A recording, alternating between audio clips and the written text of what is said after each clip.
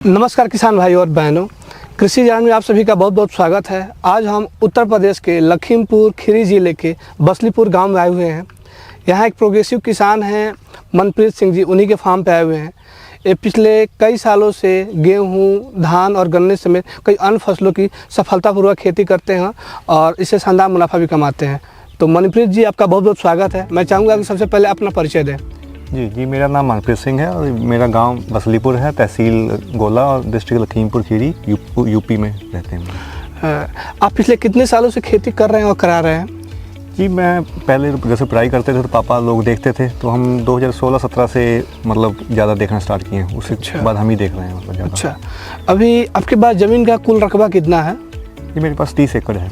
अच्छा, और इसमें कौन कौन सी फसलों की खेती करते हैं और कराते हैं? जी, मेन तो यही गेहूँ हो गया, धान, गन्ना और मटर, ये 4 फसलें ज़्यादा लेते हैं। अभी रबी सीजन में आप प्रमुखता से कौन सी फसल की खेती करते हैं? रबी में यही गेहूँ ज़्यादा होता है। क्यों? अभी आपके पास गेहूँ का टोटल रकबा कितना है? ये मेरे पास 21 एकड़ है। 21 एकड़ है जी जी। मनप्रीत जी, फसल कोई भी हो, यदि उसका सॉइल प्रिपरेशन या मिट्टी की तैयारी अच्छी से ना किया जाए तो जमावार नहीं होता है बढ़िया से, और जब वो नहीं होगा तो फिर पैदावार भी अच्छी नहीं होती है। तो आप मिट्टी की तैयारी कैसे करते हैं? मिट्टी की तैयारी जैविक चीज़ों से करते हैं, जैसे उसमें मिलाते हैं जाइटोनिक एम मिलाते हैं और ट्राइकोडर्मा भी मिला देते हैं कि फंगस की इशू ना कोई आए, तो इन चीज़ों से ज़्यादा नीचे दी जाती हैं। जिन उत्पादों का आप जिक्र कर रहे हैं वो कैसे उत्पाद है? रासायनिक उत्पाद है या जैविक उत्पाद है? नहीं, ये ऑर्गेनिक उत्पाद सारे। जी। अभी आपकी फसल में रासायनिक उत्पादों का और जैविक उत्पादों का रेशियो कितना प्रतिशत है?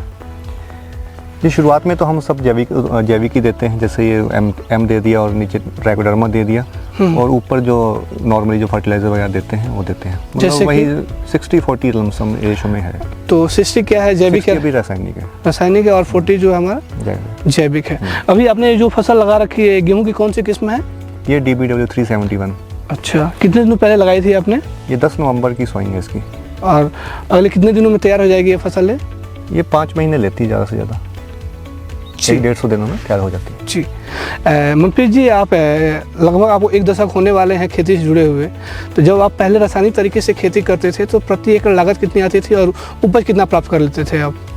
लागत काफ़ी बढ़ जाती थी, क्योंकि हमारे यहाँ ना इशू आता है वाटर का। जब पहला पानी हम गेहूं को लगाते हैं तो उसके बाद बिल्कुल पानी, वो जो गेहूं है बिल्कुल पीला पड़ जाता है। अच्छा। तो फिर उसको मतलब बूस्ट अप करने के लिए काफ़ी NPK वगैरह की काफ़ी स्प्रे करते हैं, टॉनिक वगैरह स्प्रे करते हैं। जब से मतलब ये इसमें हमने एम डालना शुरू किया है तो वो इशू नहीं आया, मतलब पानी लगाने के बाद बैठा नहीं, गेहूँ चलता ही रहा। तो मतलब उसके बाद कुछ हमें ज़्यादा रासायनिक देने की जरूरत नहीं पड़ी है। मतलब मिट्टी की जल धारण क्षमता बढ़ गई है आपकी? बढ़ गई। जी जी जी। तो लगभग मतलब रासायनिक खेती में प्रति एकड़ लागत कितनी आ जाती होगी आपके पहले? लागत जैसे यूरिया होगी, DAP डालते हैं और बाकी वो चीज़ों तो 15,000 के लमसम चला जाता था। अच्छा। हाँ, तो अब तो है, अब तो यूरिया डालते हैं, जिंक डाल दी और एक सल्फर डालते हैं, बस उसी से सब फसल चली जाती है। तो अभी आपकी लगभग जब जैविक और रासायनिक मिलाकर खेती करें तो प्रति एकड़ लागत कितनी आ जाती है? कितनी गिरावट आई है रासायनिक खेती से? लागत लमसम आधी आ गई है, 50% कम हुआ है लागत में। और प्रोडक्शन की बात करें तो प्रोडक्शन आपका कितना हो जाता है? प्रोडक्शन पिछले 2 सालों से करें तो काफ़ी हाई गया है। 2 सालों से पहले तो इतना नहीं निकल रहा, पिछले 2 सालों से तो अब गेहूँ की काफ़ी अच्छी आ रही हैं। अभी तक आपने अधिकतम कितना प्राप्त किया प्रति एकड़?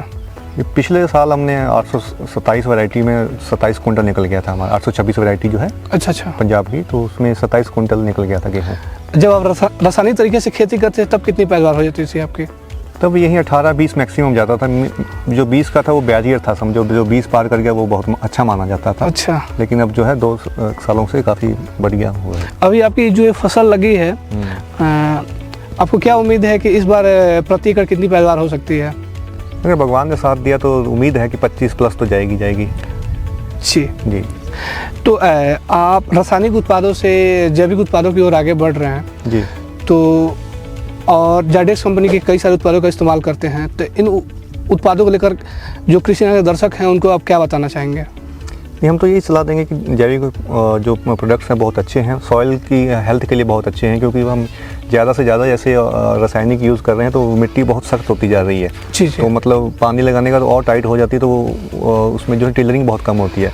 लेकिन जो जैविक उत्पाद जैसे यूज़ कर रहे हैं तो मतलब मिट्टी खुल रही है, तो इसमें बहुत बढ़िया टिलरिंग, बहुत बढ़िया है। गन्ने में भी हमने देखा बहुत बढ़िया टिलरिंग उसमें निकाली, मिट्टी बहुत बुरी बन गई थी। जी जी तो ये चीज़ें हैं कि मिट्टी की हेल्थ पे बहुत अच्छा इफेक्ट आ रहा है। जी जी। आप जैविक खेती को लेकर जो कृषि दर्शक उनको क्या मैसेज देना चाहेंगे? हम तो यही कहना चाहेंगे कि ज़्यादा से ज़्यादा मतलब जैविक खेती की बढ़ना चाहिए, क्योंकि बहुत नुकसान हो रहा है पर्यावरण को भी। मतलब आदमी की हेल्थ पे ओवरऑल बहुत असर पड़ गया है पिछले 10-15 सालों से, क्योंकि बहुत ज़्यादा पेस्टिसाइड यूज़ हो रहे हैं, तो बहुत ज़्यादा आदमियों में बीमारियां फैल रही हैं। तो अगर जैसे हम ज़्यादा जैविक में जाएंगे तो अपने पर्यावरण को जितना शुद्ध रखेंगे उतना हमारा भी अच्छा है और ज़मीन के लिए बहुत ही अच्छा है। उसमें हम कम लागत में ही अच्छा मुनाफा कमा सकते हैं। जी मनप्रीत जी, आपने बहुत अच्छी जानकारी दी है और मैं आशा करता हूं जो कृषि के दर्शक हैं इस जानकारी से जरूर लाभान्वित होंगे। इसी के साथ इस चर्चा को मैं यही समाप्त कर रहा हूं। कृषि जुड़ने के लिए आपका बहुत बहुत धन्यवाद। नमस्कार। Thank you.